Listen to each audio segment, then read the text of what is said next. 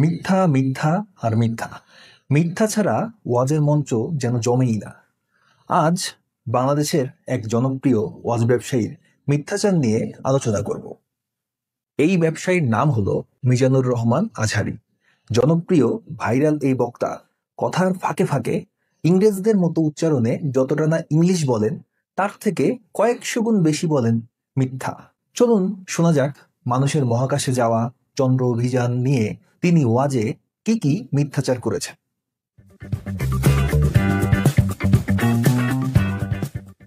এই চাঁদের মধ্যে প্রথমে নেমেছিল নীল আর্মস্ট্রং। কি নাম? মহাকাশে যাওয়ার আগে তার আগে কুকুর পাঠিয়েছিল একটা, নাম হচ্ছে কি? লাইকা। লাইকা নামে একটা কুকুর পাঠিয়েছে, যে মরলে আগে কুত্তায় মরুক, আমরা বেঁচে থাকি, ঠিক কিনা? মহাকাশে মানুষ যাওয়ার আগে শুধু কুকুর নয়, আরো অনেক ধরনের প্রাণীকে পাঠানো হয়েছিল।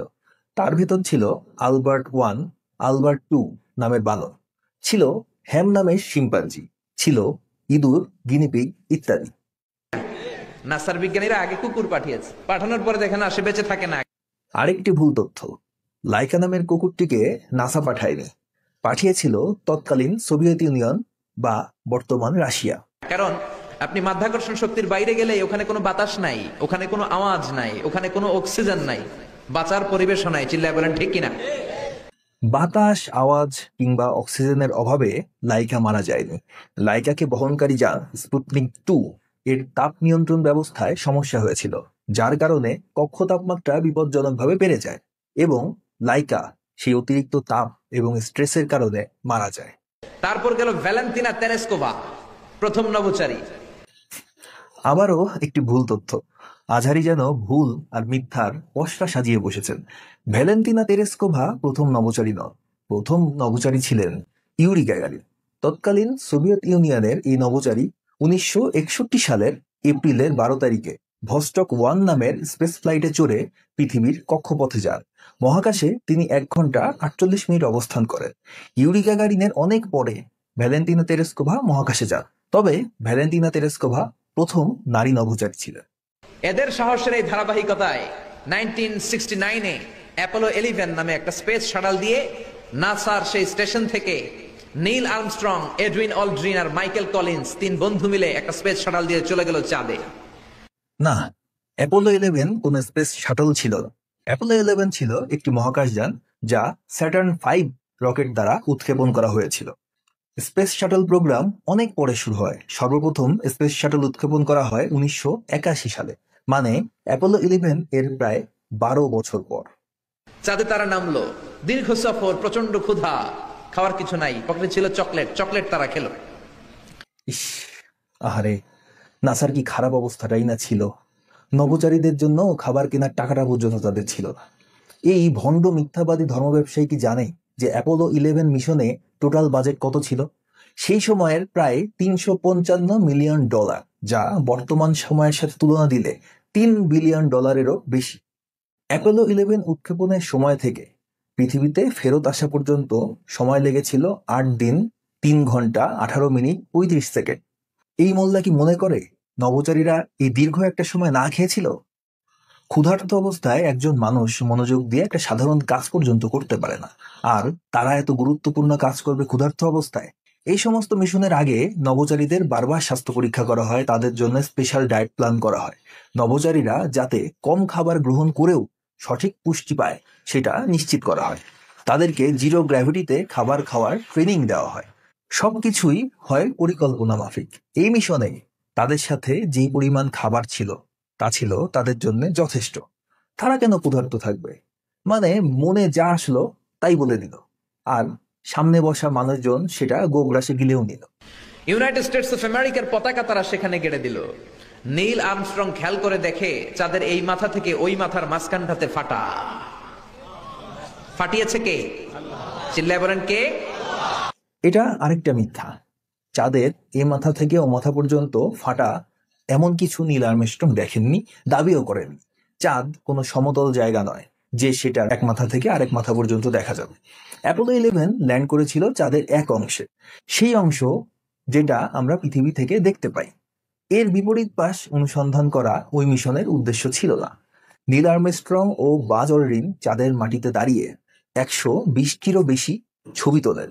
কোনো ছবিতে এমন কোনো ফাটল লক্ষ্য করা যায় না, যেমনটা আজহারি দাবি করেছেন।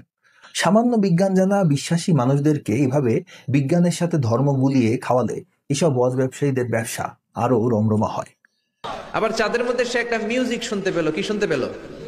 চমৎকার একটা মিউজিক। কিন্তু পৃথিবীতে এসে কোথাও এই মিউজিক সে পায় না, কোথাও এই মিউজিকের ক্যাসেট অ্যালবাম খুঁজে পায় না। পরে আমেরিকার একটা প্রেয়ার হলের পাশ দিয়ে সে হেঁটে যাচ্ছে, হঠাৎ দেখে ওই মসজিদের ভেতর থেকে ওই মিউজিকটা বাজে যেটা সে চাঁদে শুনেছে। মসজিদে ঢুকে দেখে একজন লোক কানের মধ্যে 2 হাত দিয়ে এই মিউজিকটা বাজায়। আসলে এটা কি মিউজিক না আজান? চিল্লায় বলেন, মিউজিক না আজান? সে ভিতরে ঢুকে মুয়াজ্জিনরা বলে, তুমি এত বড় সিঙ্গার, এত বড় মিউজিশিয়ান, তোমার গান, তোমার মিউজিক চাঁদেও বাজে, কি এটা? সে বলল, এটা গান নয়, এটা মিউজিক নয়, এটা হচ্ছে আজান। চিল্লায় বলেন ঠিক কিনা? সে আজান। এটা আরেকটা মিথ্যা। চাঁদে কোনো শব্দ শোনা যায় না, কারণ সেখানে বায়ুমণ্ডল নেই বললেই চলে। শব্দের জন্য প্রয়োজন যে কোনো একটা মাধ্যম, যেমন বায়ু, তরল বা কঠিন মাধ্যম, যার মাধ্যমে শব্দ তরঙ্গ ছড়িয়ে পড়তে পারে। পৃথিবীতে আমরা যখন কথা বলি এবং শব্দ শুনতে পাই, কারণ আমাদের চারপাশে বায়ু আছে যা শব্দকে আমাদের কানে পৌঁছে দেয়। কিন্তু চাঁদের পৃষ্ঠে শব্দ পরিবহনের কোনো মাধ্যম না থাকায়, মানে ভ্যাকুয়াম বা শূন্যস্থান থাকায়, শব্দ তরঙ্গ ছড়িয়ে পড়তে পারে না। তাই চাঁদে কোনো আওয়াজ শোনা সম্ভব হয় না। অ্যাপোলো 11-এর নীল আর্মস্ট্রং ও বাজ অলড্রিন যখন চাঁদের পৃষ্ঠে হাঁটছিলেন, তারা পড়েছিলেন বিশেষ এক ধরনের স্নুপি ক্যাপ। এই ক্যাপের ভেতর লাগানো ছিল মাইক্রোফোন এবং ইয়ারফোন, যার মাধ্যমে তারা রেডিও তরঙ্গ ব্যবহার করে একে অপরের সঙ্গে এবং পৃথিবীর মিশন কন্ট্রোলের সঙ্গে যোগাযোগ রাখতেন। এই রেডিও যোগাযোগ ছাড়া চাঁদের পৃষ্ঠে তারা একে অপরের কোনো কথাও কিন্তু শুনতে পারতেন না। কোনো আজান, কোনো দোয়া, কোনো সূরা বা গজল, এসব কিছুই তারা শুনেননি। চাঁদে এগুলো শোনা সম্ভবও নয়। কেউ যদি সেখানে দাঁড়িয়ে, আপনার পাশে দাঁড়িয়ে উচ্চ স্বরে আজানও দেয়, তাহলেও পাশের জন সে আজান শুনতে পাবে না, কারণ শব্দ পরিবহনের কোনো মাধ্যমই তো সেখানে নেই। আচ্ছা, কোনো মুসলমান ব্যক্তি যদি চাঁদে গিয়ে নামাজ পড়তে চায়, তাহলে সে কোন দিক ফিরে নামাজ পড়বে? সেখানে তো কোনো কাবাঘর নেই। তাহলে তার কিবলা কোন দিকে হবে? আপনারা উত্তর জানাতে পারেন কমেন্ট বক্সে। চাঁদের বুকে আজান শুনে নীল আর্মস্ট্রং এর মুসলিম হওয়ার যে গুজব, সেটা এখনো সারা বিশ্বে প্রচুর মুসলিম বিশ্বাস করেন। ইসলাম প্রচারকগণও মাঝে মাঝেই নীল আর্মস্ট্রং এর চাঁদে গিয়ে আজান শোনা আর পরবর্তীতে মুসলিম হওয়ার মিথ্যা ঘটনা প্রচার করে প্রচুর প্রশংসা কুড়ান। গত শতাব্দীর অন্যতম বড় গুজব ছিল নীল আর্মস্ট্রং এর মুসলিম হওয়ার এই মিথ্যা খবরটি। কেউ বলে আর্মস্ট্রং মুসলিম হয়েছিলেন মিশরে গিয়ে, কেউ বলে মালয়েশিয়ায় গিয়ে, আবার কেউ বলে তিনি আমেরিকায় নাকি মুসলিম হয়েছিলেন। 1983 সালের মার্চ মাসে যুক্তরাষ্ট্রের পররাষ্ট্র দফতর মুসলিম দেশগুলোর দূতাবাস ও কনসুলেটগুলোকে একটি বার্তা পাঠিয়ে জানিয়ে দেয় যে নীল আর্মস্ট্রং কখনোই ইসলাম ধর্মে ধর্মান্তরিত হননি এবং তার এই ইসলাম গ্রহণের যে খবরটি, এটি একটি মিথ্যা এবং ভুয়া খবর। সেই 80-র দশক থেকে বর্তমান সময় পর্যন্ত বিশ্বের বিভিন্ন প্রান্তে আজও এই গুজবটি ছড়ানো হচ্ছে।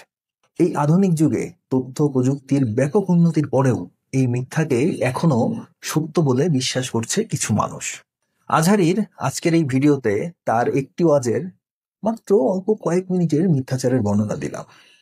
মাত্র 2-2.5 মিনিটে যদি একজন মানুষ এতগুলো মিথ্যা কথা বলতে পারে, তাহলে ভাবুন 2-3 ঘন্টার ওয়াজে এরা কত শত মিথ্যা বলে।